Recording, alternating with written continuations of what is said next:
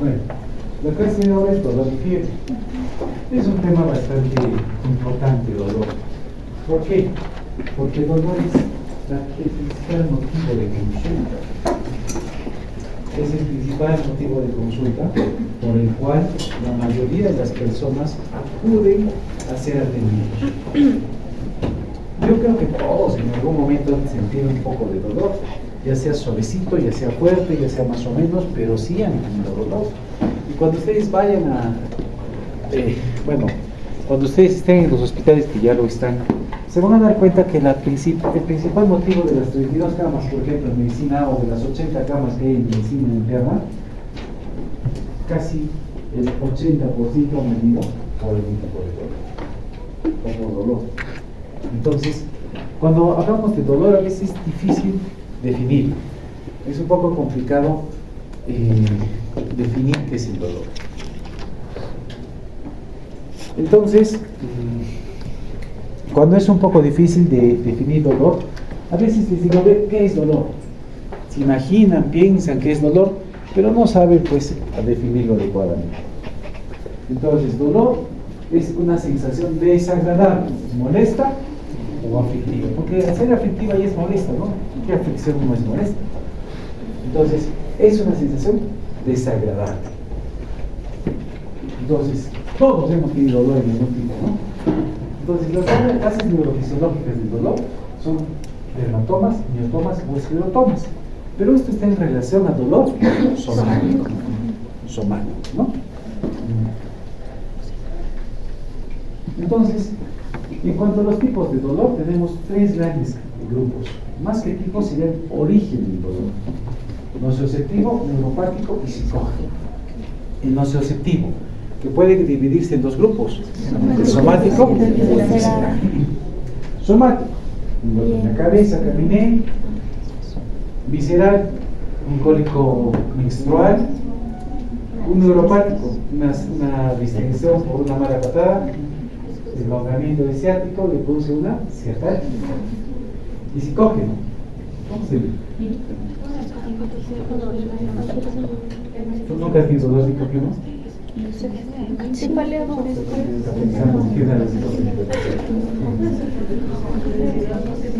Ya, está relacionado. No digo que la ansiedad produzca dolor, sino que tiene una estrecha relación.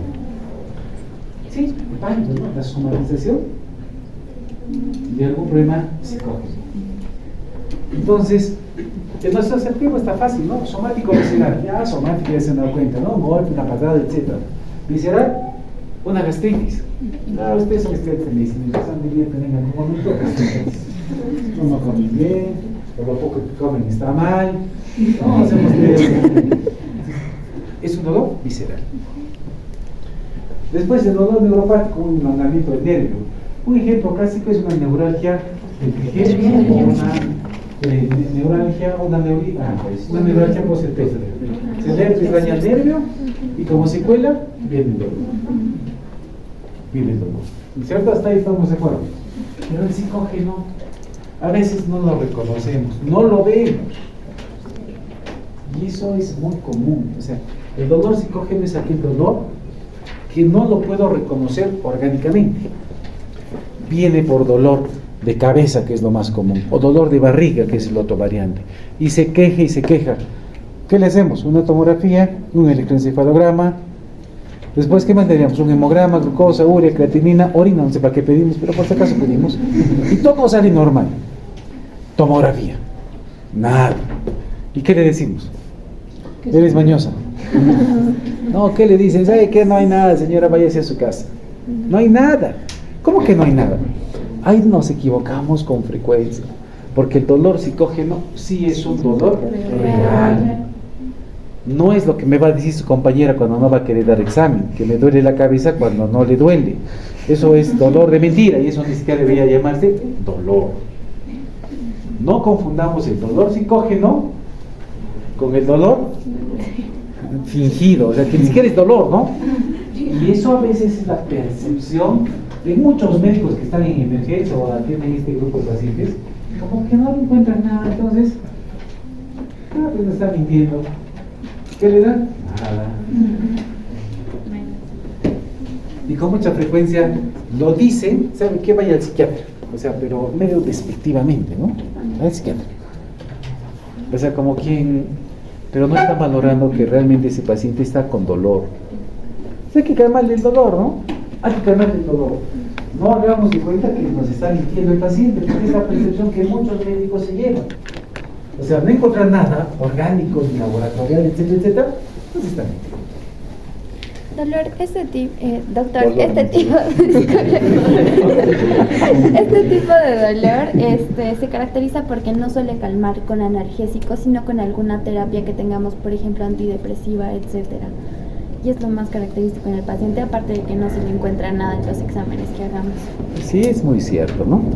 Entonces les damos algo, ¿no? Por último demos de casero, pues, ¿no? Yo sí les doy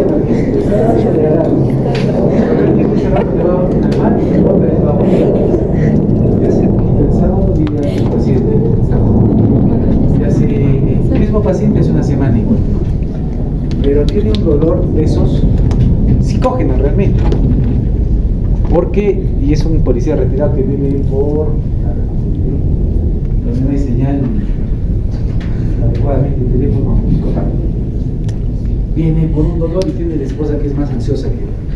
Doctor, ya estamos llegando a 6 horas, ya, a 6 horas, ya. Doctor, a 1 hora, doctor, estoy ya. ¿Cómo se llama a mí? Viene y realmente le duele, sí, le duele, ¿no? Y le duele un poco el epigaste, le duele un poco el hipocondrio derecho, y franco más que hipocondrio. Y dice que hasta ha llorado el dolor, ¿le crees, no? Entonces, pancreatitis, trombosis mesentérica, úlcera gástrica, varias cosas, ¿no?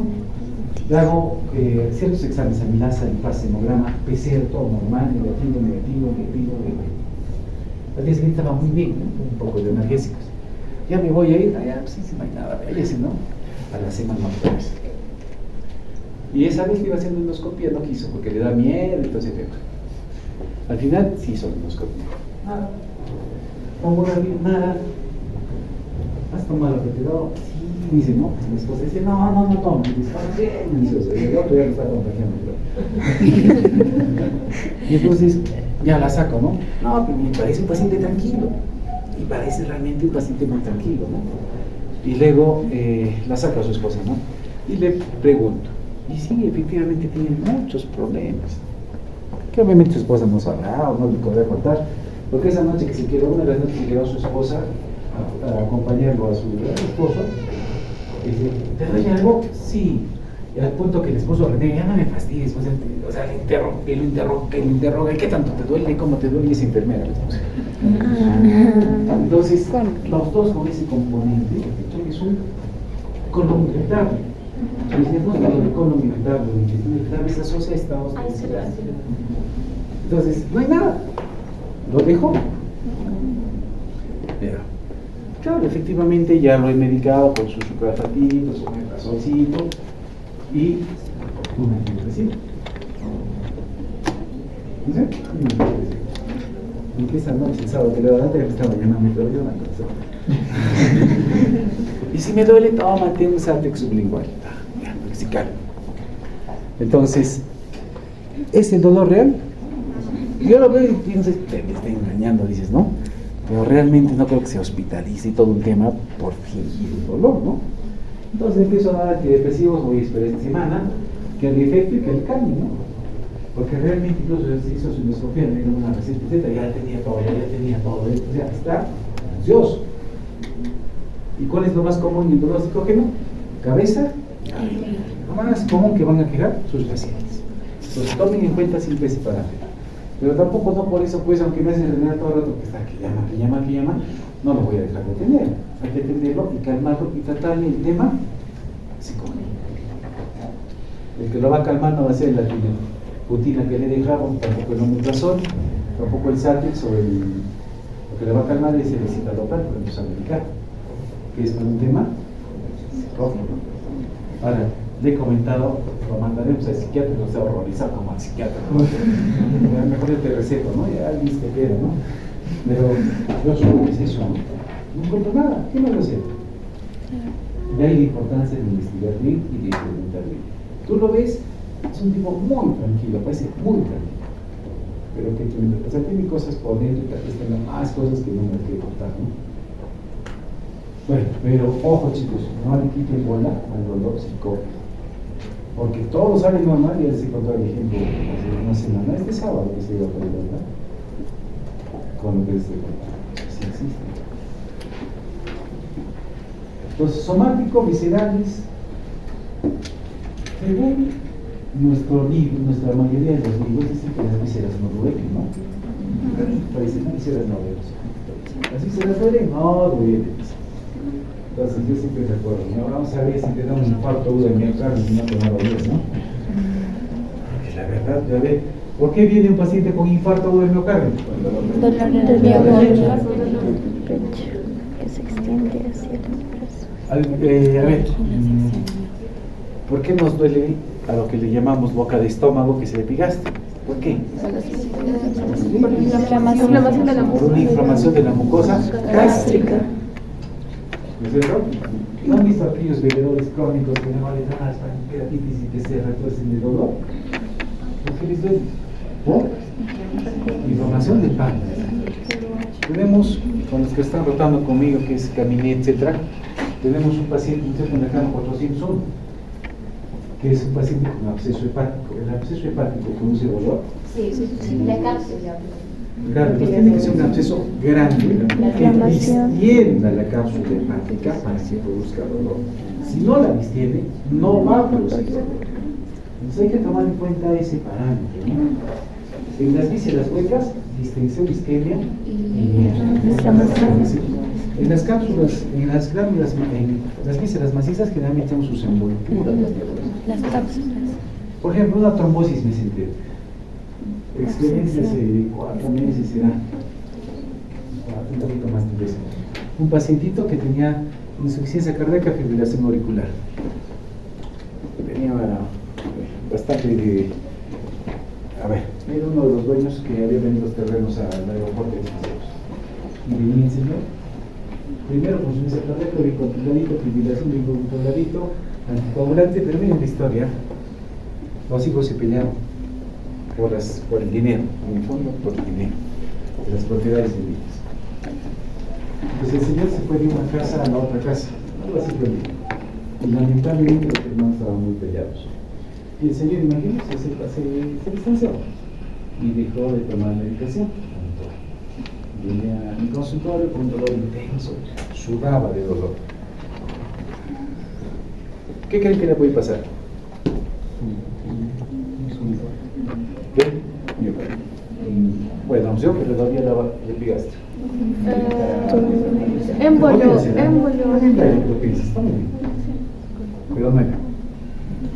Migración de un émbolo a la arteria mesenterica. ¿Una qué? Migración de un émbolo por la fibrilación auricular. Es el diagnóstico. ¿Qué se llama? Trombosis mesenterica. Era una trombosis mesenterica. Lo cambié el dolor, etcétera, etcétera. Dije, y efectivamente lo abrimos y estaba todo negro. Y lo cerré. Trombosis mesenterica. Pero el paciente moría de dolor. O sea, era un dolor tan intenso que sudaba. Ya no sabía en qué posición colocarse, y le dolía. Cuando preguntas bien, dejó de tomar sus medicamentos, los anticoagulantes que yo le había indicado. Y se murió. Pero el ejemplo de este paciente era un dolor que es así, 10 sobre 10. Y hicimos su problema cardíaco, o sea, ignoraba todo, ¿no? Y la verdad le cargamos con tronador, hizo un poco de fentanila, propacalmán, y dije, a todo es, así no suele doler, ¿no? Lo veo y pues me lo todo y ya le cerrado. Es que me mesenterico, o sea, todo el intestino ya se calma. Esas cosas pasan, ¿no? Entonces, a lo que yo quería llegar con el comentario era, aquí aprender a preguntar cómo les duele. Y yo tocando esta parte, quería abarcar que las vísceras duelen. Por isquemia, inflamación o por distensión. Una oclusión intestinal. Isquemia. ¿Por qué duele? ¿Distensión o isquemia? Isquemia. No es distensión. O sea, distiende, oclusiona, y después de distenderse, no hay buena irrigación. Es isquemia, ¿no? Así es. Sí. ¿Cómo a ti te hace caso, Yemino? Dice que ella le llamó a DPI y dice que aquí se de repente tampoco. Yo me está con mi Kaiser, ¿no? Y que la otra vez estoy en el mismo tema y... Se ha olvidado. Qué mal importancia. No sé, ¿cómo crees que es el clasificación fisiopatológica del dolor. Dolor somático. Traumatismos, pinchazos, golpes, cortes, torsión de articulaciones, temperaturas altas, mayor a 45 grados, o muy bajas, ¿no? Mecanorreceptores, termorreceptores, receptores silenciosos o dormidos. ¿Creen que esto duele? ¿Qué pasa, Isabel? Una fractura del fémur. Fractura diaficiaria del fémur. ¿Fractura del útero? Ya. De cuello Fractura diaficiaria del fémur. Fractura diaficiaria del fémur. ¿Saben qué es, no? Una fractura diaficiaria. ¿Solda? Obvio. Que historia clínica de uno de sus casos es, ¿no? Una señora que, es tu caso, ¿no? Que está yendo, va al baño, camina, pum, suena, ¿no? Un crujido, y después de crujido, Ya va. ¿no? Pues, les duele, es bien curioso, ¿no? Quejó mucho de dolor, ¿no? La señora. Y que el cano que dijo, pues no es una fractura de ese tipo como que va a doler, ¿no? Y tiene una fractura intertrochanteriana con criterio de prótesis de cabeza de fémur. Pero no le dolió mucho. ¿Por quién se ha hecho la historia? ¿Tú? Sí, dijo, no, dijo, se movió y pum. ¿Dónde está Malú? Malú también creo que le hizo. Fue otro, ¿no? Ya. Miren, ¿cómo va a doler eso? ¿No? Sí duele. Pero en el caso de ella, no le dolió mucho. Lo que más me molestaba era que ella tenía una historia de cáncer de cuello uterino, que asumía que eso era. ¿Y usted, señorita? No, ya no hay resto. No, ya no. Yo entiendo que le dio un poquito, pero 4,5. Entonces, por ejemplo, hay en el otro caso que yo pensaría. ¿Por qué no le duele tanto? Porque el umbral del dolor Está más. muy alto. Ay. Y lo contrario es, ahora comienzan, ¿no? Hiperalgesia, ¿no? O alodinia, ¿no? Exagerar el dolor de algo que normalmente no duele. Entonces acá están las vísceras con sus mejores ejemplos, ¿no? Por ejemplo, la apendicitis aguda, ¿por qué duele? Inflamación. Primero es por la inflamación, porque se supone que se tapa el orificio por donde desemboca el apéndice. Después distensión. Y después se isquemiza y se perfora. Entonces, dependiendo de la fase del dolor, el paciente va a tener todos los episodios, ¿no? Entonces, distensión ya, ¿no? Usted, claro, como un ejemplo es una oclusión intestinal isquémica, creo que el mejor ejemplo es los infartos y la inflamación, las gastritis, ¿no? O la cistitis, por ejemplo. Las mujeres que tienen más tendencia a hacer infecciones urinarias, a veces tienen un dolor a nivel del hipogastrio, y es un dolor tipo quemazón, según el libro, ¿no? Y generalmente se produce por una inflamación de la vejiga. Muy bien. ¿Y el dolor neuropático? ¿El cerebro duele? Las meninges, pues El cerebro también parece una recuperación. Quinto par craneal trigémino, inervación. meninges. Por eso. Pero el cerebro en sí no duele, ¿no? Sino lo que duele son las meninges. Es por eso que una hemorragia subaracnoidea se caracteriza por una pérdida súbita de conciencia y un dolor intenso. Una hemorragia subaracnoidea, ¿no? Meninges. Pero un infarto cerebral duele. No duele. Un tumor cerebral. Hiperexia y opresión. Compresión, ¿no? Desplazamiento y descensión. Pero lo más común en el dolor neuropático no es el sistema nervioso central, sino el Periférico. Una elongación del plexo braquial, una elongación del nervio ciático, entonces, o raíces nerviosas que simplemente duelen, o una neuralgia posherpética, ¿no? Que es común que duela. ¿El dolor? Psicótico, ¿no? Es muy común en las mujeres, ¿no? La edad, también la edad más o menos, es muy mucho la cabeza. La ansiedad, la universidad, el venir hasta acá y todo lo que involucra la carrera genera mucho estrés, y ese estrés genera con mucha frecuencia cefaleas, ¿no? Obviamente, pues la mayoría puede estar asociado a tensiones, ¿no? En semiología del dolor hay que valorar estos aspectos muy importantes. La famosa Alicia, ¿no es cierto? Y abarca varios aspectos de la antigüedad, de la localización, de la radiación, del carácter, de la irradiación, de la atenuación o agravación, de la periodicidad, de la evolución, de los concomitantes y de la analgesia. La analgesia se refiere principalmente a qué medicamentos toma que le calmen el dolor, ¿no es cierto? Y antigüedad se refiere a qué tanto tiempo duele. Agudo, crónico, paroxístico. ¿No es cierto? Dolor agudo, dolor crónico, dolor paroxístico. Paroxístico recidivante y no recidivante. A ver, ¿quién me puede dar? Vamos acá, Chalco.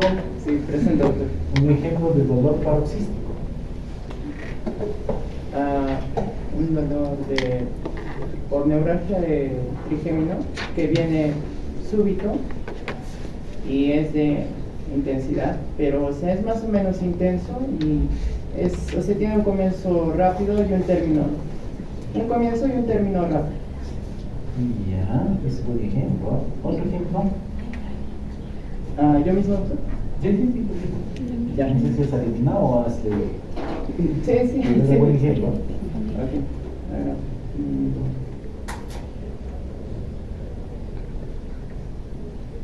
Podría ser una migraña. Muy bien. La migraña creo que es el ejemplo más típico. Sí.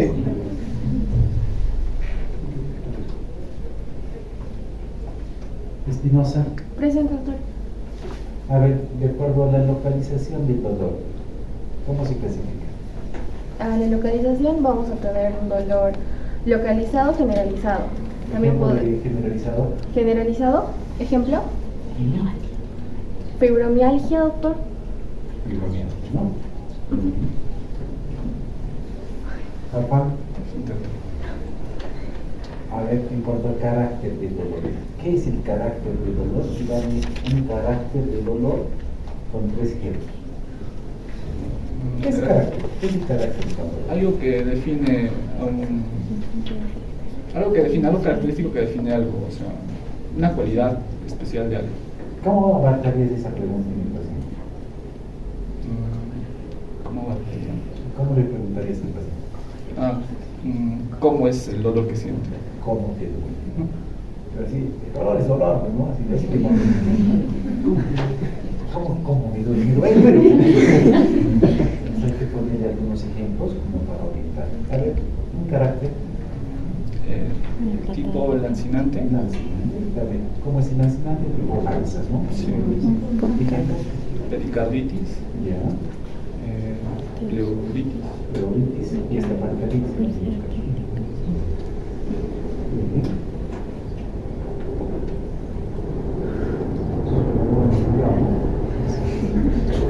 En cuanto a la localización, tenemos justamente esos ejemplos, ¿no?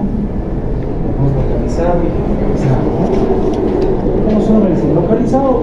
Mi brazo. ¿Dónde te duele? Mi brazo. Generalizado, todo mi cuerpo, ya. Lo especifica, artritis reumatoidea, fibromialgia reumática, varias enfermedades.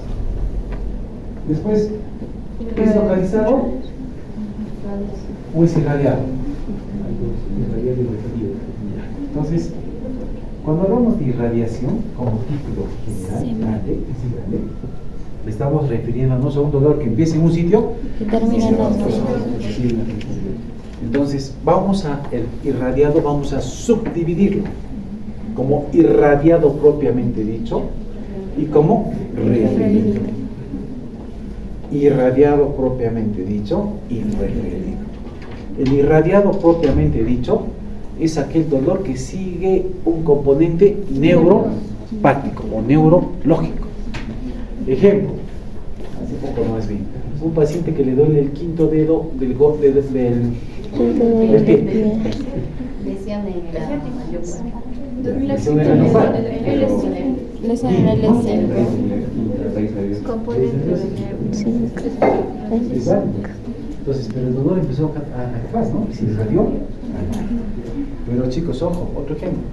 Dolor precordial, el libro de cardiología dice irradiado a brazo izquierdo. ¿Está bien dicho? De origen somático.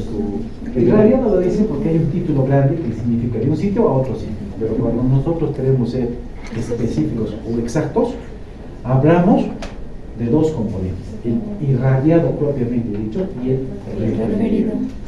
Y en el caso cardíaco no hay ningún nervio que vaya de acá, aparte los intercostales que no son el origen hacia el brazo izquierdo. Entonces es un dolor referido. Los referidos tienen componentes metamétricos biológicamente similares. Ahora también se los conoce el irradiado o propagado. Ejemplo, dolor en vesícula biliar, irradiado a hombro derecho. ¿Está bien dicho? Sí. ¿Irradiado o referido?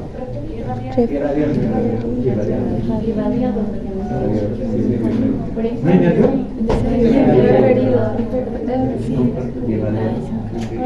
Por eso es un dolor irradiado, porque hay un componente nervioso que conecta.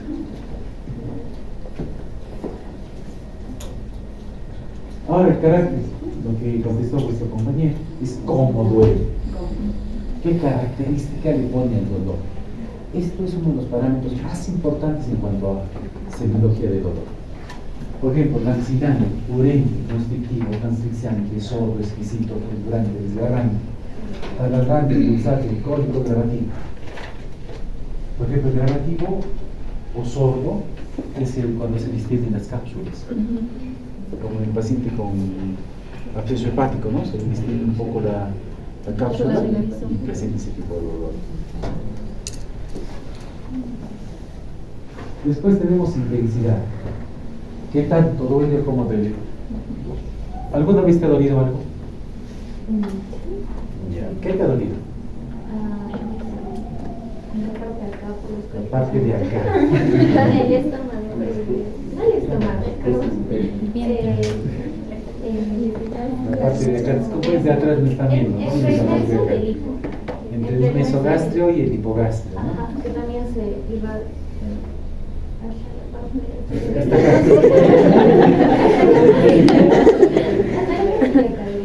Hasta la fosa ilíaca Derecha, a veces derecha se y expande izquierda. todo. Esa es mi abdomen inferior. ¿Cuánto te ha dolido? ¿Cuánto tiempo? No, ¿cuánto? De intensidad. Pero la mayoría de los pacientes no es de 5, de 10 en escala de 10, ¿no? Poquito, altito, más o menos, fuertecito. Así te contesto. ¿Fuertecito? Entonces nosotros lo tenemos que llevar este síntoma tan subjetivo a algo objetivo. Entonces hacemos la pregunta, a ver, si el dolor más fuerte que has tenido es 10 y el más suavecito es 1, ¿cuánto te duele? ¿Cuánto me has dicho? 5. 5 sobre 10 en la escala de euros. Te está diciendo, yo sé que es a veces muy subjetivo ese dolor porque es un síntoma. Todo síntoma es muy subjetivo, pero tratemos de volverlo de alguna manera algo no tan subjetivo, sino algo. La escala analógica es la más comúnmente utilizada, pero mira esta escala de dolor y los niños. Miren cómo podemos clasificar. Y por las caritas o por la expresión, o simplemente por una fase, ¿no? Que simplemente te genera dolor. Ahora, atenuación o agravación. Es otro síntoma muy importante, es otra manifestación muy importante en cuanto al dolor, que sí es importante mencionar. A ver, Walter. Sí, ya. A ver, ¿a qué se refiere la atenuación o agravación del dolor?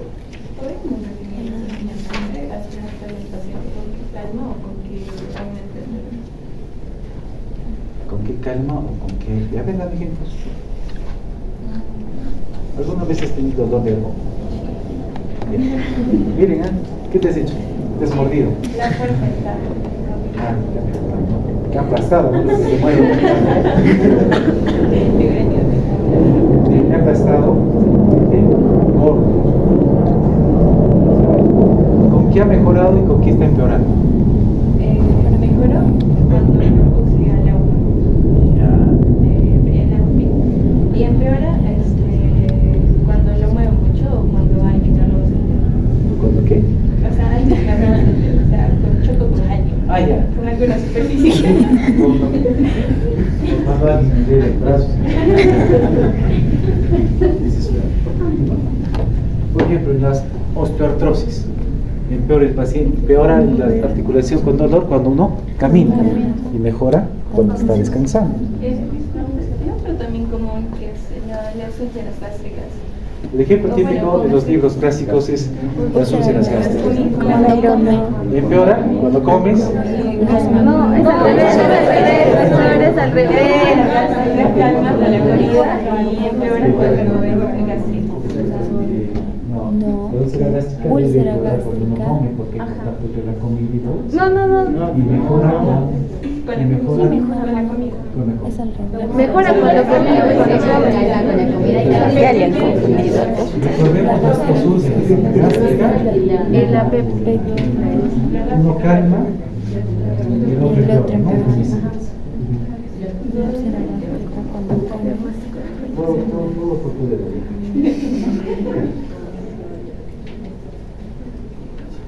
Tenemos acá esto. Evolución, ¿no? ¿Cómo evoluciona el dolor? ¿Está igual? ¿Está peor? ¿Ha disminuido? Concomitantes, ¿no? En concomitantes se refiere a qué le acompaña al dolor. Ejemplo, la trombosis, el infarto mesentérico que les conté hace un rato. Dolor, sudoración. ¿Qué más? Sí, pues. Síncope no. No, cardíaco. Estreñimiento, Constipación. ¿Un apendicitis con qué concomitantes? fiebre, Fiebre. náuseas, Parece palidez. flacidez, No. Pérdida del apetito. Pérdida de apetito. Náuseas, vómitos. Esos son los concomitantes, ¿no? A eso se refiere. Bueno, pasando a fiebre. Fiebre no es un signo, no es un signo, es un signo. ¿Por qué es un signo? Porque traduce el incremento de la temperatura por encima de 38 grados. Yo no podría decir que es un síntoma, pero ¿cómo sabría que es más de 38 grados? Tengo que tener algo para medir mi mano, el termómetro, ¿no? 38, no. Entonces, es un signo.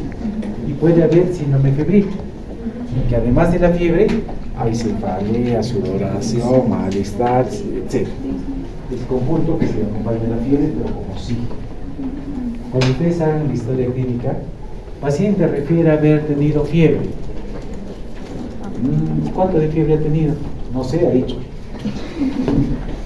Estaba caliente. Por ejemplo, caminé de acá unos 30 años, ¿sí? 30 años, va a empezar a tener fiebre, según ella. Pero no va a ser fiebre, va a ser una sensación. Muchas mujeres menopáusicas, 30 años, sienten, tengo fiebre, ¿y te tomas la temperatura? No. ¿Por qué dice que tengo? Pues que me cuerpo.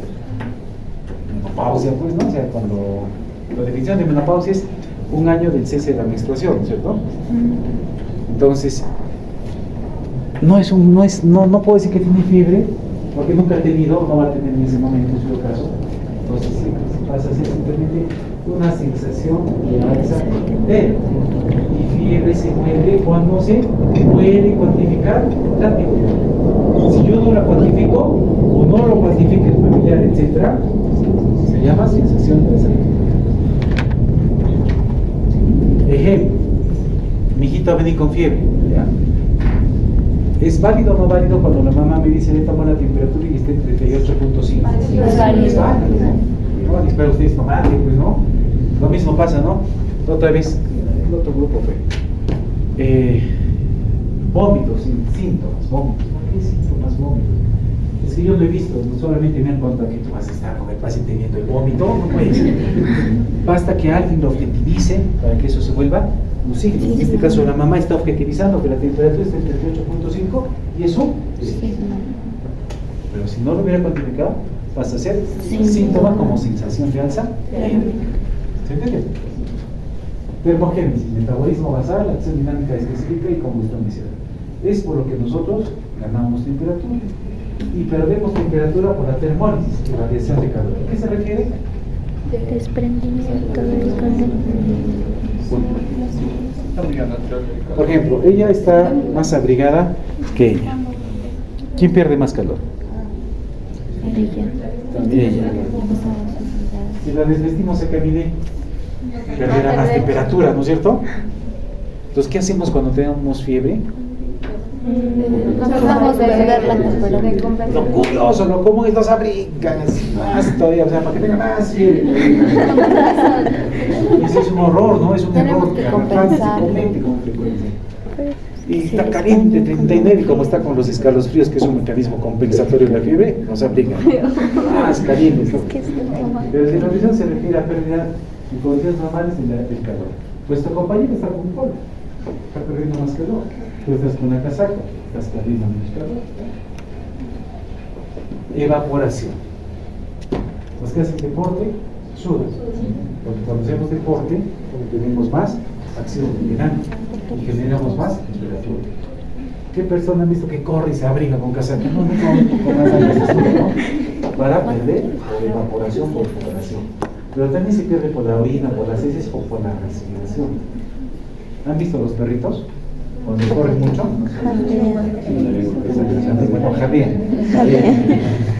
jadean, se llaman la lengua. ¿Por qué? Porque ellos no sudan. No tienen esas glándulas sudoríparas que tenemos nosotros para perder, y su mecanismo de perder temperatura es jadeando. Y está peor que ¿no?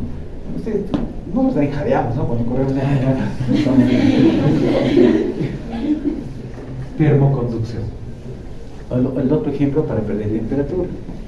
Cuando estamos calientes, ¿agarramos algo caliente? No, agarramos algo frío. Las mamás clásicamente disponían hielito, bañitos, etc., ¿no? Son mecanismos. Y ya las mamás ya sabían fisiopatología de la piel, pues ya no sé. Entonces son los mecanismos porque ganamos y perdemos calor. Entonces cuando hablamos de fiebre, ya esto ya se ha descompensado y empezamos a hacer más temperatura. Y tenemos un periodo inicial, un fastigio o un periodo de descenso, que nos forman los picos. Y ahí vamos de acuerdo a estas curvas, vamos a describir los diferentes tipos de fiebre. Fiebre continua, intermitente, remitente, recurrente, ondulante, fastigio, espigas, todos los tipos de fiebre. Honestamente, antes sí era muy útil. Ahora, si fiebre, depende de su metanizón, ya no nos engaña, ¿no? Pero también tienes la posibilidad de que el paciente que está con fiebre, porque cuando está con fiebre sudan, escalofríos, están ahí todos. No llevo simplemente por dibujar una fiebre, no marco de frente su metanizol. Y por ejemplo, vamos a describir los diferentes grados. Febrícula, 37.5, debería ser a 37.9, ¿no? Fiebre, 38 a 39.4. Hipertermia, 39.4 o 5 a 40.4. Hiperpirexia, 40.5 a más. A más. ¿Qué tanto más? Antes de que se 50, ¿verdad? muera. Antes de que caiga en un estado vegetal. 50. Hasta que se desmaye. Ya está muy No, caliente. ahí ya cae en Ahorita estado come lo que pasa en 42, ¿no? Deja de funcionar el cerebro. ¿Por qué? Porque ya de por sí, cuando pasamos con hiperpirexia, ¿qué pasa? Desnaturalización. ¿Apenas se desnaturaliza? Sí. ¿Dónde? En el cerebro. Cerebro. Principalmente en las células neuronales, ¿cierto? ¿Cuántas veces te ha dado hiperpirexia? Desnaturalización, se mueren las neuronitas, ¿no? Y por eso es que tenemos que cuidar y evitar esos cuadros de hiperpirexia, ¿no es cierto? Porque es peligroso. Ahora tenemos los diferentes tipos de fiebre. Voy a continuar. Continúa repitiendo.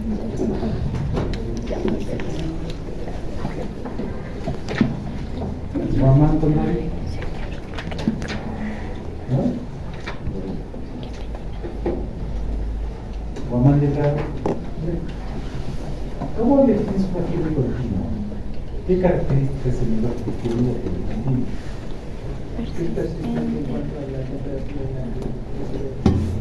¿Qué más?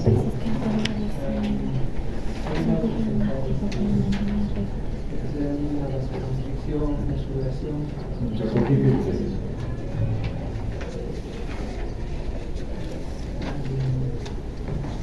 No presenta variación de más de 0,6 grados centígrados ni en las mañanas ni en las noches y es característico de la brucelosis.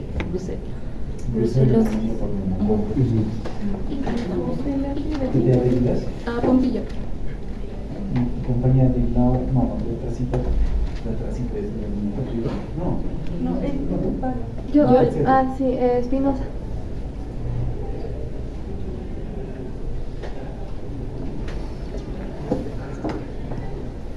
¿Has participado ahora?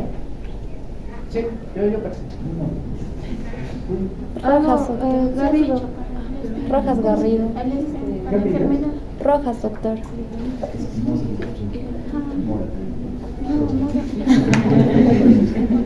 Ay, de la enfermedad. A ver, ¿cómo es una fiebre remitente? Ya. En este caso, la temperatura varía, pero en este caso vamos a ver una diferencia entre la matinal y la vespertina, donde va a haber una variación en la matinal mayor a 1 o 1,5 grados centígrados. Y va a ser característico de las supuraciones, por ejemplo, bronconeumonía, que también es específico, y endocarditis infecciosas, ¿no? Que son las que van a dar la patología. Porque no regresan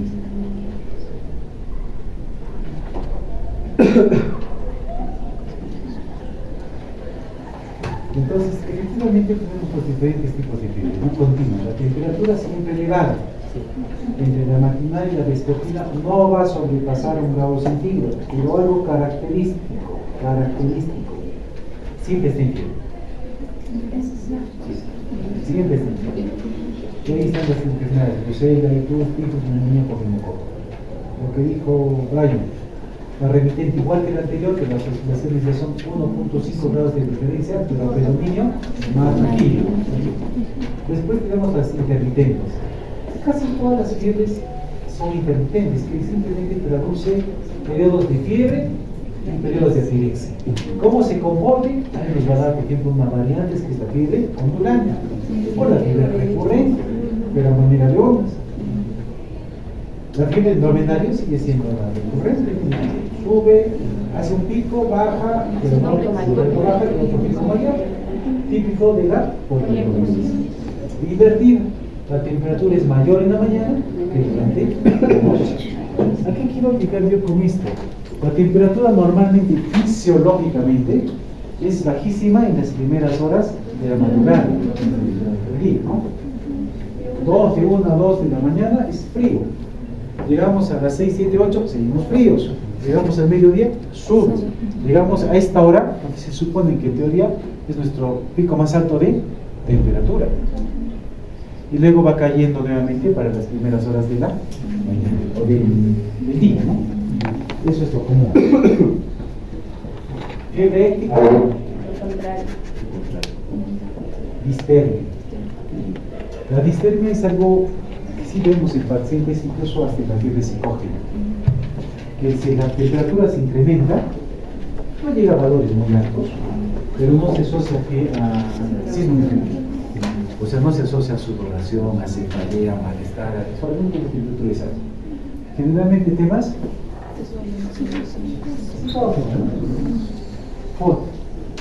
otro algo muy común, ¿no? Fiebre de origen desconocido, pero es fiebre 38,3 hacia arriba, más de 3 semanas, no diagnosticada con 3 consultas por 3 días seguidos. Antes esperaba una semana, ha mejorado porque los avances hacen que mejore este tema. Entonces, dentro de fiebre de origen desconocido, tenemos las infecciosas, las no infecciosas, las neoplásicas, las enfermedades inmunológicas. ¿Alguien me dirá, fiebre reumática es una enfermedad inmunológica? ¿O es una infección?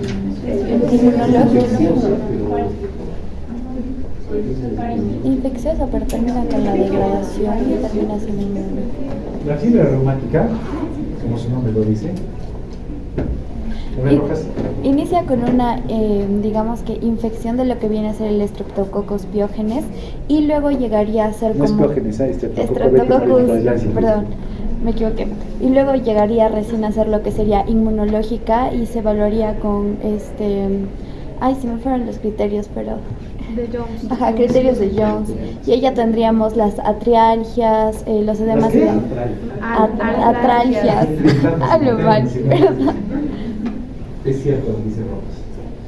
O sea, la fiebre reumática es causada por una bacteria, que es el Streptococcus hemolítico, pero las reacciones inmunológicas del cuerpo hacen que se presente la fiebre reumática con los famosos criterios de Jones. O sea, no crean que la bacteria ocasiona esto, sino la respuesta del cuerpo a la bacteria produce todo: endocarditis, las valvulopatías, las artritis, la escromelonefritis. Eso es por reacción del cuerpo contra la bacteria. Otro ejemplo típico, la fiebre tifoidea, la perforación del ileum. ¿Por qué se produce? ¿Porque la bacteria ahueca el ileum? No. Es por lo mismo, por una reacción inmunológica a nivel de esa Entonces la fiebre reumática pasaría no a ser una enfermedad infecciosa, sino inmunológica. Claro que el que ha ocasionado todo eso es una bacteria, ¿no? Pero no es la bacteria que hace daño, sino la respuesta del cuerpo contra la bacteria que genera toda esta enfermedad. Endógenas, ¿no? El hipotiroidismo, la acromegalia, el gigantismo. Muy bien, chicos.